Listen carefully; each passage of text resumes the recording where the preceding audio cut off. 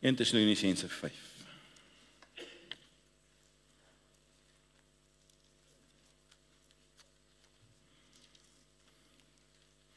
Ons lees daar vanaf vers 1.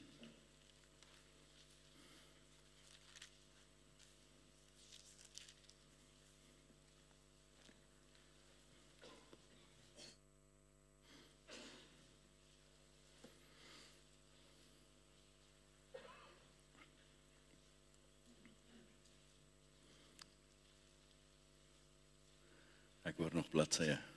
Het julle hom? Right, kom ons lees.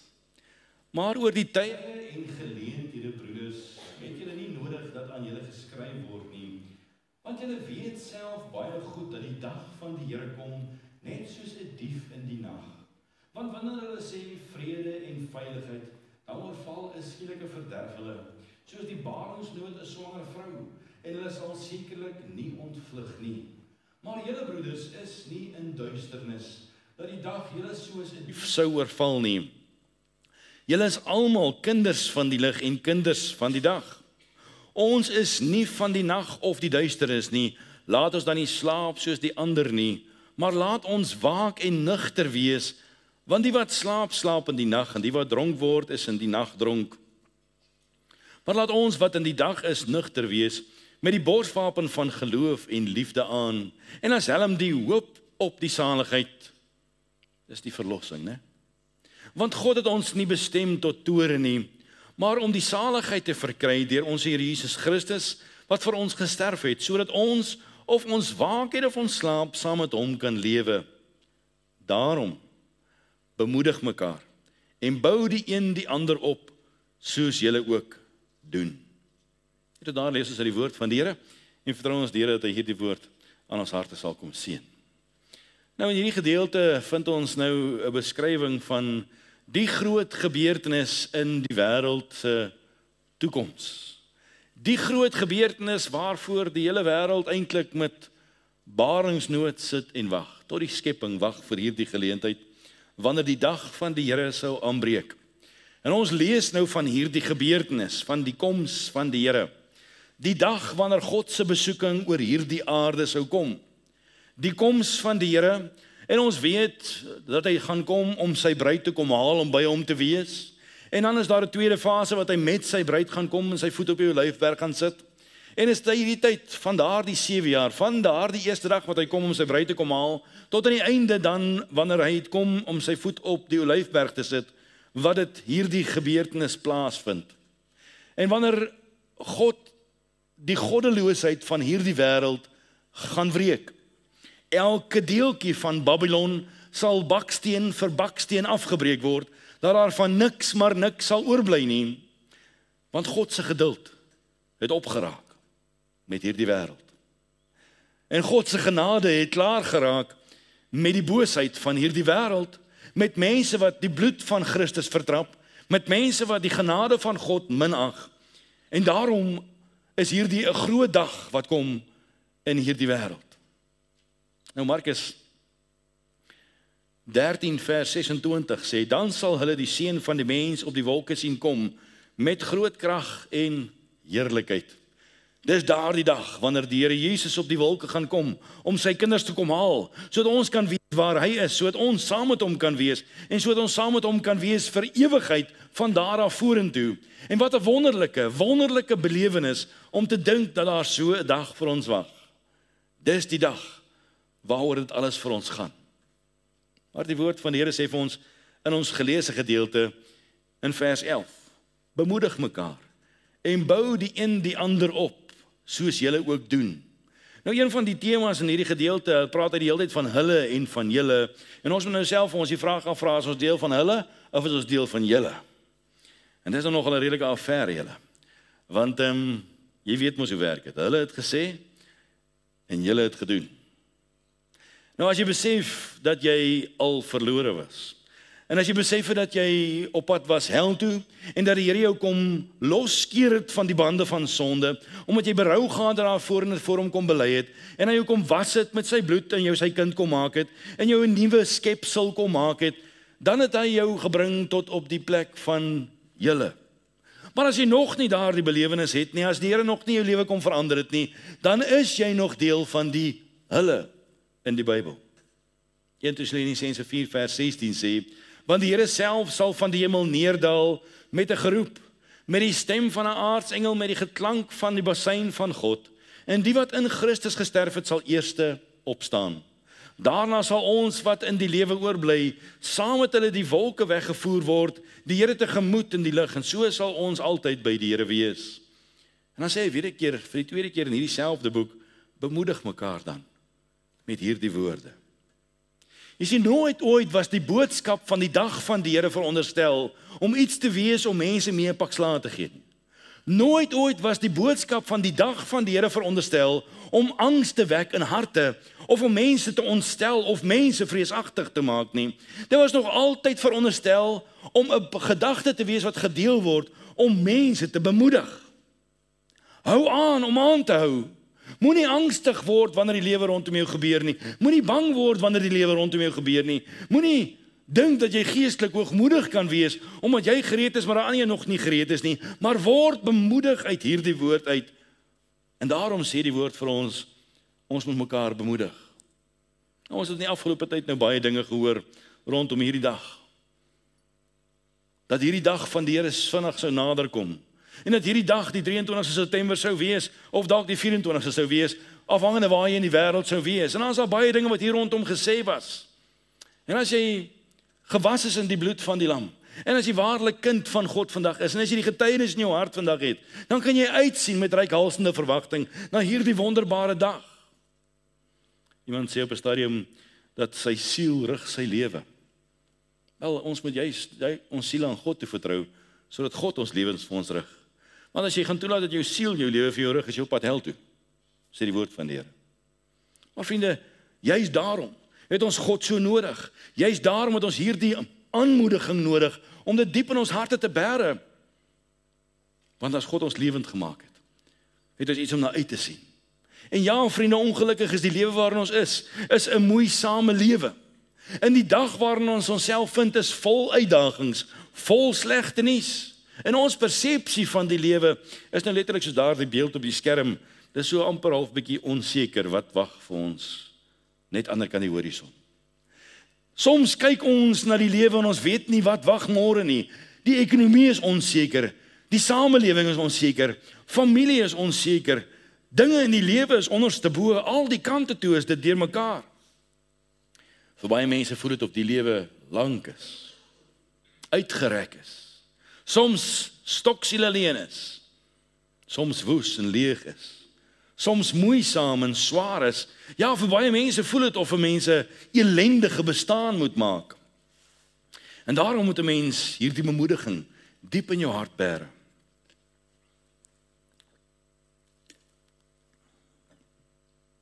En daarom is ons as kerk aan mekaar toevertrou, om mekaar te bemoedig, om aan te hou op hierdie pad waarop ons is.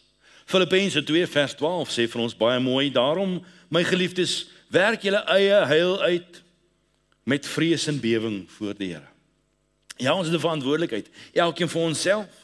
Maar terwyl elkeen van ons heil voor God uitwerk met vrees en bewing, moet ons mekaar ondersteun met hierdie bemoedigende woorde, soos wat in Tessalonisense vir ons gesê word.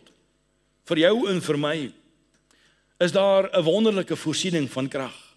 Is daar 'n wonderlike voorsiening van instaatstelling, maar God het ons aan mekaar toevertrou om te midde van ons menswees en ons eie tekortkominge mekaar te ondersteun met woorde van bemoediging. Ja, ons wag op die dag van die Here. En sommiges mag dit dalk vroeër kom as verander.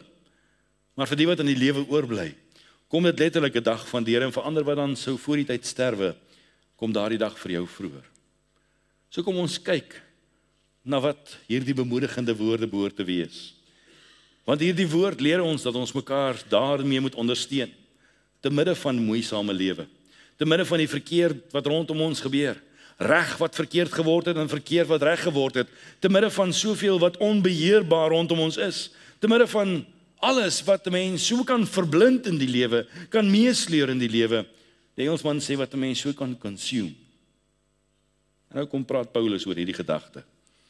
Met hierdie mense in Tessalonika, dat hulle mekaar moet bemoedig. Jy bemoedig mekaar nie deur te sê dit gaan die datum wees nie. Jy bemoedig mekaar nie deur te sê dat dit so moeilik gaan wees om dit te maak en dat jy so perfek moet wees om dit te kan deurmaak nie. Maar vriende, ons is die sout en ons is die lig. Ons is die wat die verskil moet maak. Ons het die woorde van bemoediging om vir mense te sê daar's 'n uitkoms van hierdie lang en alleen lewe waarin jy is. Daar's 'n antwoord vir die stryd waarin mense hulle self vind. Daar's 'n antwoord op die stomp einde wat mense dink hulle heen gaan. En ons mag niks by die woord van die Here byvoeg nie. En daarom sal ons onsself nooit in daardie plek begewe om datums aan die woord te kom koppel wanneer die dag van die Here gaan wees nie. Dis nie vir jou en vir my beskoor om dit te sê of dit te bedink nie. Dis nie vir ons om daaroor te pyns nie, maar ons kan 'n verwagting in ons siele hê. Dis inteendeel een van die krone wat op ons wag as ons dan gereed maak vir daardie dag met reikhalsende verwagting. So kom ons kyk. Hoe kan ons by mekaar bemoedig oor hierdie dag van die Here? Die eerste vers vind ons in vers 8. Hy sê, maar laat ons wat van die dag is, nugter wees, met die borswapen van geloof en liefde aan, en as helm die hoop op die saligheid. Hy praat van hierdie woordjie om nugter te wees. En dis 'n woordjie van bemoediging, om mekaar aan te moedig, om nugter deur die lewe te gaan, om waaksaam deur die lewe te gaan, om jou te weerhou van die dinge wat jou kan besluimer maak, om jou te weerhou van die dinge wat jou kan besig hou, maar om gefokus te wees, om nugter te wees, om diskreet deur die lewe te gaan, met dit wat jou aandag kan fokus, om gereed te wees vir daardie dag. Want daar is soveel dinge wat ons aandag kan aftrek, van dit wat saak maak. Ja, dit gaan oor 'n waaksaamheid, en te doen wat ek doen met die nodige oorleg, soos wat God my in staat stel, om gereed te wees vir daardie dag. Om nugter te wees in my denke, om nugter te wees in my kultuur, om nugter te wees in die dinge wat ek toelaat in my lewe, om nugter te wees oor die dinge wat ek myself mee besig hou, elke uur van elke dag, en om deurgaans deur alles waarmee ek besig is, nugter te wees, nou op te kyk na bo, en my gedagtes te fokus op die dinge daarbo. Dis wat dit is om nugter te wees, en nie besluimer te word deur die dinge van die lewe nie. Om nie meegesleer te word deur die omstandighede nie, om nie meegesleer te word en omkant gevang word deur die slegte nuus van die lewe nie, want dis dinge wat mense aan die kortste end laat trek. Maar om dit te verwag en te weet dat hierdie lewe is hierdie lewe, met sy uitdagings en met sy dinge, en deur die gange van die lewe gaan ons hierdie dinge beleef. So wees nugter. Moenie die wêreld jou ontstel nie. Moenie die siektes van die wêreld jou omver kom werp nie, want daar is iets groter as al dit wat saak maak in die lewe, en al die dinge wat ons so kan besluimer, al die dinge wat ons so kan die mekaar maak, al die dinge wat ons so ons fokus kan wegneem. Kom ons fokus om nugter te wees. Jesus kom. Jy sien, die moeilikheid is die oomblik wanneer dit nie meer die fokus is nie, wanneer jy nie meer nugter daaroor dink nie, dat dit nie meer die belangrikste ding in jou lewe is nie, dan kan jy baie vinnig besig raak met allerlei ander denke. Om nugter te wees is alleen moontlik in Christus Jesus. Hoe? Deur ons harte gerig te wees op die hemel. Nie op die politiek nie. Want die politiek gaan jou in 'n skewe rigting trek. Nie op die ekonomie nie, want jy gaan moed verloor. Jy gaan moeg word vir die dinge van die lewe. Nie om gefokus te wees op die media nie, want hulle lieg vir ons. Maar om nugter te wees en sê, Here, op U alleen is waar my hart gefokus is. Van die res van dit kan ons verwag dit wat gebeur en moenie omkant gevang word nie. Sien dit vir wat dit is. Want dit is die feilbaarheid van die mens. En dis die sondigheid van hierdie wêreld. Maar ons kan ook nugter wees deur afhanklik te wees van die Gees van God. Om dag vir dag, tree vir tree, keuse vir keuse te kom en sê, Here, lei U ons in die volle waarheid, lei U ons op die pad waar U ons wil lei, bring U ons by die wil van die Here vir ons lewens, Here, en openbaar vir ons as daar enigsins skeiding tussen my en U kan wees. Om ingestel te wees op die woord van die Here, het ons die Gees van God nodig. Om te vat wat die woord van die Here vir ons bied, het ons die Gees van God nodig, om dit in te dra, diep van ons oor af tot daar, diep binne in ons harte, het ons die Gees van God so nodig, en om nugter te wees, het ons die Gees van God nodig om dit vir ons te kom doen. Om dit vir ons te kom lewend maak, om dit vir ons te vat en soos 'n skerp tweesnydende swaard diep tussen murg en been te kom insteek. Want as ons self moet kies, gaan dit vir ons te seer wees en gaan ons dit nie wil doen nie. Maar ons gaan ook leerbaar moet wees. Ons gaan ook oortuigbaar moet wees sodat die Gees van God ons kan oortuig wanneer daar enige iets is wat tussen my en die Here kan staan op sy manier. Soos wat hy daarvan hou. Kom hy en hy verheerlik homself in my lewe. En hy kom doen dit op so 'n manier, terwyl ek nugter is, en nie in 'n beswyming is nie, maar onder sy volbeheer is, en hy kom en verheerlik homself in en deur my lewe. En daarom moet ons die Here vertrou en sê, Here, help ons om nugter te bly in die lewe. Nie toe te laat, dat die dingetjies van die lewe ons meesleer nie. Jy sien, die teenoorgestelde van nugter is bedwelmd, of om onder die invloed te wees. En baie keer is ons onder die invloed van iemand, of van iets. Jy sien, hierdie wêreld het die potensiaal om jou te bedwelm. Hierdie wêreld het die potensiaal om jou mee te sleer, soos 'n tsunami, wat jou in 'n rigting kom trek en jy het geen beheer daaroor nie.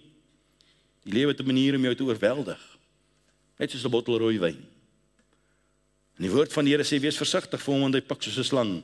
Spreuke 23 vers 31 sê, kyk nie na die wyn as dit rooiagtig lyk nie. As dit sy glans gee in die beker, glad na binne gly nie. Op die end byt dit soos 'n slang en spieg gif uit soos 'n basilisk. Jou oë sal vreemde dinge sien en jou hart verkeerde dinge spreek. Was jy al daar gewees? Weet jy dit voel? Nou as jy vandag weet waarvan ek praat, dan weet jy die lewe, die potensiaal om dit met jou te doen. En daarom moet ons nugter wees.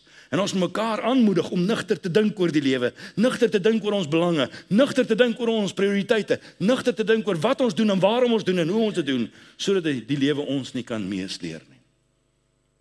Maar in vers 8 sê hy die tweede gedeelte, met die borswapen van geloof, en dis die tweede woordjie waarmee ons mekaar moet bemoedig, om te leef met geloof. Hy leer ons om mekaar te bemoedig, met hierdie gedagte om te groei in ons geloofslewe, al meer te groei, God al meer te vertrou vir dinge. Die Griekse woord praat van to persuade my credence, om dit wat die kreet van my hart is te kom oortuig, dat ek daarby inskakel wat geloof in my hart kom werk. Jy sien, die woord van die Here is die beginsel, en in die woord van die Here hoor ons die woord, en uit hierdie gehoor van die woord, uit kom die Here, en hy kom bevestig die geloof in ons harte, en nou groei ons in geloof, nou word ons versterk in geloof, nou sien ons kans vir môre, en as daar nie geloof is, sê die woord van die Here, kan ons God nie behaag nie. So wanneer ek dan nou so standvastig in geloof is, en ons mekaar aanmoedig om die Here te vertrou, dan is daar geen wankeling meer in my binneste nie, dan is daar geen dubbelhartigheid meer in my binneste nie, dan is daar geen ding waaraan ek myself kan oorgee nie, maar ek is afhanklik van die Here, en my volle vertroue, my volle gewig is op hom, al my eie is in een mandjie, hy kom, nee, ek is nie beïnvloedbaar nie. Nou jare gelede was ek in skool gewees, ja, dat is nie soveel jare gelede nie, maar ek het 'n ou vriend gehad, en die ou vriend van my het in die jaar van matriek het hy kragtadig tot bekering gekom. En ek het dit al vir u vertel, vriende, maar hierdie man se lewe het so verander. En nou ek hierdie geloof in sy lewe begin sien het, 'n jong kind van matriek, wat oornag uitverkoop was vir die Here. Hy kon nie meer omgee oor die wêreld nie. Hy kon nie meer omgee oor skool nie. Hy kon nie omgee oor enige iets wat die lewe het om te bied nie. Hy was net die Here se in gewees. En dit het my so gegryp. Dat ek gesê het, Here, ek soek dit. Begeer. Waarom, vriende? Want geloof steek aan. Geloof is soos 'n vuurtjie wat brand. En as jy sien geloof werk by my, dan brand jy om geloof te hê en jy begin God vertrou. En so begin die vlam van geloof, soos 'n veldbrand versprei in ons lewens. Ja, dit is nie 'n vlam wat deur die winde van verandering rondgewaai word nie. Dis nie 'n vlam wat beheer word deur die hartstogte van die lewe nie. Dis 'n vlam wat uit die hemel uitkom. En dit word gedring in my binneste. En daarom kan ek nie anders nie, maar ek wil God vertrou van nog meer. En ek wil groei in geloof. En ek wil opgebou word in die geloof. En ek wil die geloof beoefen. En ek wil fliks wees in die geloof. En ek wil die woord in my hart toelaat, so dat ek kan groei in die geloof. En daarom rig ek my gedagtes op die woord van die Here. Want sonder geloof kan ek God nie behaag nie. Hoe bemoedig ons mekaar? Met datums, met al die dinge wat ons nie reg kry nie? Of bemoedig ons mekaar juis om hierdie geloofslewe ons deel te maak? En juis onsself daarin uit te giet, sodat ons kan aanhou en kan vashou en kan volhou, tot die dag wat die Here ons kom haal. Vir dieper werking, vir groter openbaring, vir dieper lesse, vir groter groei. Daarom moet ons die Here vertrou en sê, Here, help ons om mekaar te bemoedig om in die geloof te groei. Ja, ons kan mekaar bemoedig om in besigheid te groei. Is dit nie so nie? Ons kan mekaar bemoedig om in die families te groei. Ons kan mekaar bemoedig om in eiendom en sukses te groei. Maar hoeveel keer bemoedig ons mekaar om te groei in geloof? Is dit nie wat nodig is nie? Is dit nie om God ons mekaar toe vertrou het nie? Om mekaar te ondersteun. Dat ons al dieper kan ingaan met die Here. Sodat wanneer ons voor God gaan staan, dan het ons 'n vrymoedigheid. Want God het ons verantwoordelik gemaak vir mekaar. Ons moet mekaar herinner aan die verantwoordelikheid van ons geloofslewe. Ek onthou hoe ek as 'n jong kind op 'n stadium sit ek in die kerk, dan kom maar dan nooi hulle mense na die kerk toe van die vervolgde kerk. Dan kom staan die mense voor in die kerk en dan kom getuig hulle van dit wat hulle deurmaak. En ek kan van 'n spesifieke gebeurtenis onthou waar ek eendag by 'n geleentheid was en hulle kom getuig het hoe dat die mense in China vir jare lank bid vir 'n bladsy uit die Bybel uit. Nie vir 'n Bybel nie, vir 'n bladsy. Dan kry hulle, na jare se tyd kry hulle so 'n bladsy uit die Bybel uit en binne enkele ure het hulle die bladsy geleer in die fynste besonderhede. Dan stuur hulle hom vir die volgende persoon. Dan kry hulle die volgende bladsy en dan bid hulle die Here vir die volgende bladsy en dan drink hulle hom in. En dan op 'n van die dag gaan gee hom vir die volgende persoon. En so het hierdie mense in daardie wêreld agter die ystorgordyn bladsye en bladsye en bladsye van die Bybel in hulle harte vasgemaak. En die Here kom steek die vuurtjie in my hart aan die brand. Toe ek na die getuienis luister en in my eenvoudige kinderlike wese charge ek huis toe na die tyd en ek gaan huis toe en ek gaan na al my Afrikaanse Bybels en ek sê vir my pa, gee dit vir daai mense in China. Want ek dink vir myself ek wil net graag 'n verskil maak. As daar net iemand is wat daai Bybel nodig het. Hoe vriende, ons besef nie hoeveel groei daar in geloof kan wees nie. Ons besef nie die werk wat God vir ons kan kom doen as ons hom net toelaat in geloof nie. Nooit het ek gedink dat dit die begin was waar die Here my begin roep het nie. Dit begin dalk met 'n ou klein vuurtjie wat brand. Toe jy die Here begin vertrou vir al dieper en dieper werk in jou wese. Kan ons mekaar nie maar daarmee bemoedig nie. Kan ons mekaar nie maar daarmee ondersteun, in plaas van om vinger op mekaar te wys, in plaas van om foute te vind, in plaas van om al die dinge te doen wat ons baie keer doen. En dan wys daar 10 vingers terug na elkeen van ons toe. Here, help ons, dat ons sal groei in die geloof. Nou hy sê spesifiek ons moet groei in die geloof, en dis die borswapen van geloof. Want wat doen die borswapen? Dit bedek ons vitals. En as jy deur die gange van die lewe gaan, is dit juis geloof wat jou onderhou, wat soos 'n borswapen is wat jou beskerm van daardie vital blows van die lewe. En as jy nie die geloof het nie, dan gaan dit jou tref en dit gaan jou heel waarskynlik in die hart tref. En daarom het ons hierdie geloof nodig. En ons is verantwoordelik om mekaar daarmee te bemoedig. Groei in die geloof. Staan vas in die geloof. Die vriende, as ons regtig moet eerlik raak met mekaar en ons vir mekaar moet begin dink, "Sjoe, waar staan ek en jy in die geloof?" Dan gaan die hele kerk al vandag bedank insluit in die dominee en elkeen van ons uit die kerk uitloop, want nie een van ons hoort eintlik hier nie. Maar dis hoekom ons hier is, om mekaar te ondersteun, om mekaar te bemoedig. Kom ons groei, kom ons kom nader, kom ons gaan groter in die Here in ons geloofslewe. So kom ons bemoedig mekaar om 'n geloof te leef, sodat ons kan volhard tot die dag wanneer God ons kom haal. Die derde woordjie in daardie gedeelte praat hy van, hy sê, maar laat ons wat van die dag is nugter wees, met die borswapen van geloof en liefde aan. En die derde ding waarmee ons mekaar moet bemoedig is om in liefde te leef. Om die Here toe te laat om ons te dring deur sy liefde. Om die Here toe te laat om die liefde van die kruis in ons harte te kom uitstort. om die Here toe te laat om 'n liefde vir mekaar te kom kweek. Baie keer het ons 'n wese in mekaar. Dalk baie keer hou ons nie van mekaar se woorde nie, ons hou nie van mekaar se dade nie. Maar kom ons vertrou eerder Here en sê Here, kom help ons, kom ons bemoedig mekaar om vir mekaar lief te wees, soos wat die wêreld nooit vir ons kan lief wees nie. Om die liefde van God in ons harte te beleef.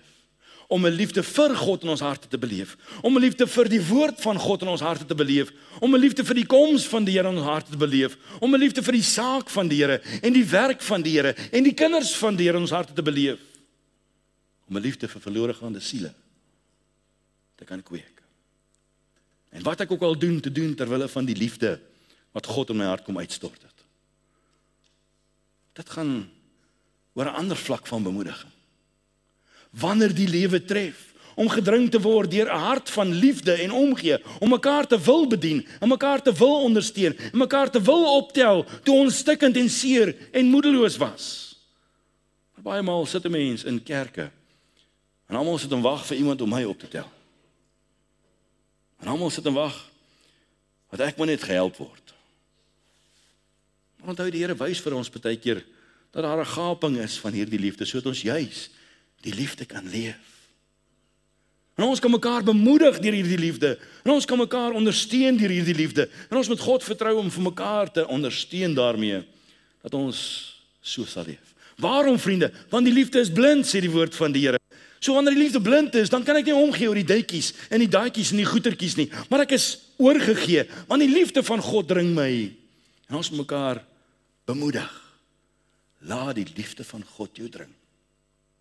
Laat die liefde van God in jou hart uitgestort word. Laat die Here op 'n wonderlike wyse kom en al meer en al groter liefde vir daardie een wat jou die meeste irriteer. Sodat hy jou sal blind maak vir die foute van menswees. Maar dat ons regtig die verskil sal maak in die liefde van die Here. Is dit nie wat ons nodig het vandag nie? In 'n wêreld wat liefdeloos is, gaan ons tevrede wees om ons maar as kinders van die Here ook liefdeloos leef? Is dit nie hoekom baie kinders van die Here langs die pad gaan sit en moedeloos raak nie? Dit is nie die dominee se werk om liefde te leef nie. Dit is nie net 'n individu nie. Dit is elkeen van ons. En in plaas van ons kyk na al die dinge wat in die wêreld aan die gang is, kom ons leef die liefde van die Here Jesus. Want deur die liefde van Jesus dring dit mekaar en bemoedig dit mekaar. Dit wat ek in De Vos gesien het, dit wil ek ook hê.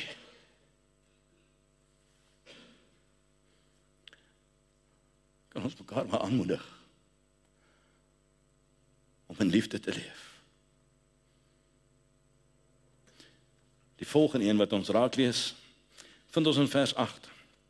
Hy sê, maar laat ons wat van die dag is nugter wees, met die borswapen van geloof en liefde aan, en as helm die hoop op die saligheid. Dit is die helm, so dit gaan oor jou en my denke.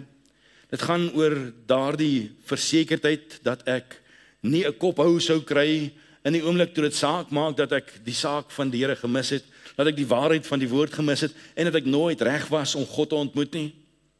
Maar mense verloor moed omdat dit in ons denke aangeval word en die duiwel kom en hy kom tas ons aan in ons denke en hy vat 'n ou saadjie en hy kom saai daai ou saadjie hier in jou denkwêreld en dan staan hy terug en hy wag en sê, man, kom ons kyk wat gaan hierdie ou doen met daai ou saadjie.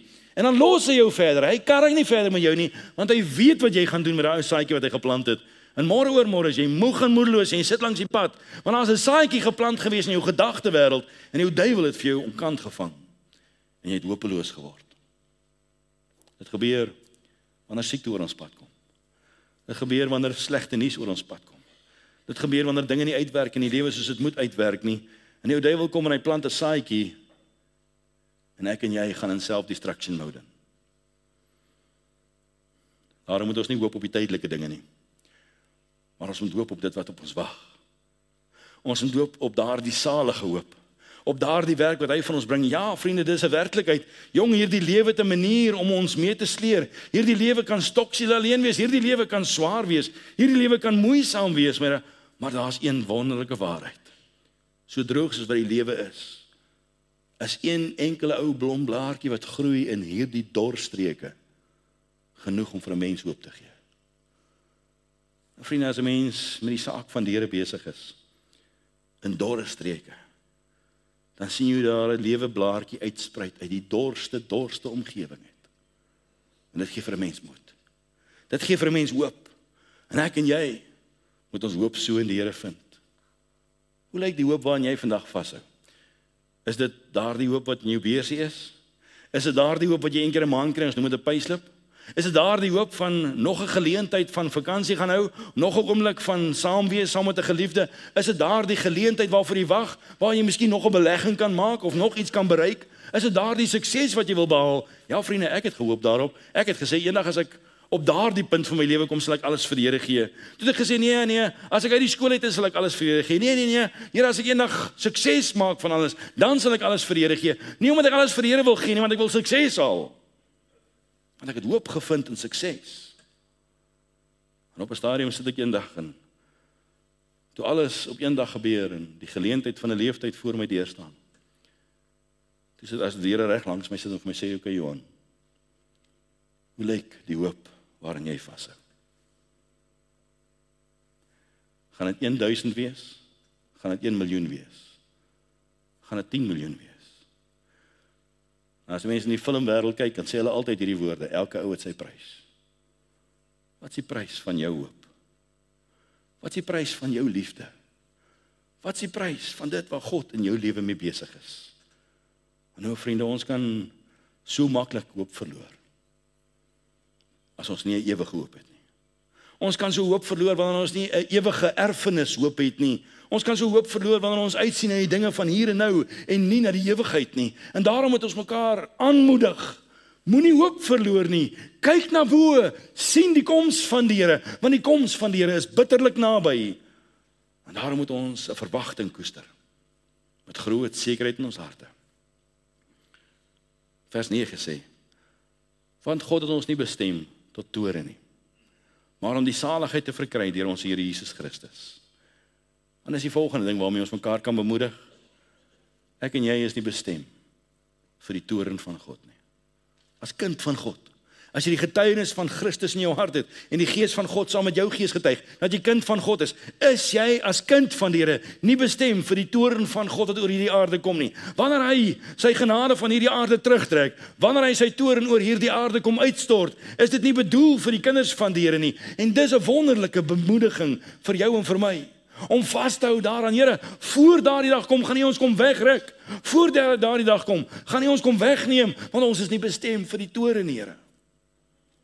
Wat 'n bemoediging. Ek is nie bestem vir die toorn nie. Want die toorn is vir die bose en vir sy magte. Die toorn is vir die wat daar buite is, sê die woord van die Here. Die toorn is vir Babylon en vir die hoer van Babylon. Die toorn is oor die wêreldsisteem van hierdie dag. Die toorn is oor die groot hoer van hierdie wêreld. Die groot toorn van God gaan oor formalisme en vormgodsdiens. Oor mense wat uit die Bybel uit gemanipuleer word. Die groot toorn van God gaan oor die goddeloosheid van hierdie wêreld. Die toorn van God gaan oor die ongehoorsaamheid van die mens. Die toorn van God gaan oor die kruis en oor die bloed van Christus wat vertrap is. Die toorn van God is vas. En die woord van die Here sê, wie sal dit ontvlug? Maar ek en jy as kinders van die Here het hierdie wonderlike wete. Ek is nie bestem vir die toorn van God nie. En ons kan mekaar daarmee bemoedig. So sleg soos wat dit in hierdie lewe gaan, hou vas, kyk op, moenie moed verloor nie, moenie fokus verloor nie, hou aan leef in die liefde, hou aan leef in geloof, want ek is nie bestem vir die toorn wat kom nie. So ek vat vir ons saam. Ons kan mekaar bemoedig om nugter te bly in hierdie lewe, om die fokus te hou. Ons kan mekaar bemoedig om die geloof in te groei en al dieper en dieper wortel te skiet in ons geloofslewe. Ons kan mekaar bemoedig om die liefde te koester wat God in ons harte kom werk. Vir mekaar, vir die Here, vir sy woord, vir sy saak. Ja, ons kan mekaar bemoedig om nie hoop te verloor nie, maar om ons gedagtes te fokus op die dinge daarbo. En die oomblik as ons gedagtes hieronder gaan rondfokus, gaan ons hopeloos word. Gaan ons neerslagtig word. Maar as jy hoop in die hemel is, kan niks jou daarvan afhaal nie. En dan moet ons mekaar bemoedig deur te onthou Ons is nie bestem vir die toren wat oor hierdie wêreld kom nie. Wat 'n wonderlike wete. Die datum maak nie saak nie. Wat in die wêreld aangaan maak nie saak nie. Wat selfs op ons wag maak nie saak nie, want wat dit ook al is, dit bly tydelik. Maar as ons hierdie dinge kan neem en mekaar hiermee kan bemoedig, kan ons volhard totdat God ons kom haal. Mag die Here ons regtig help. Mag die Here ons ondersteun sodat ons mekaar so sal bemoedig. Wat is die doel van kerk anders as dit, vriende? Wat is die doel om kinders van God te wees anders as om vir mekaar 'n bemoediging te wees? Baie maal is ons alles behalwe die bemoediging.